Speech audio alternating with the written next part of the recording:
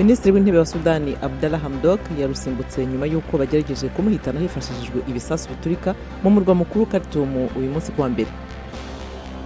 Misiri iragerageza kurinda urwego rukomeye rw'ubukerarugendo no guhumuriza abagenzi ko hari umutekano bashobora gusura igihugu nyuma y'uko icyorezo cya corona cyadutse mu bwato mu ruzi rwa Nile.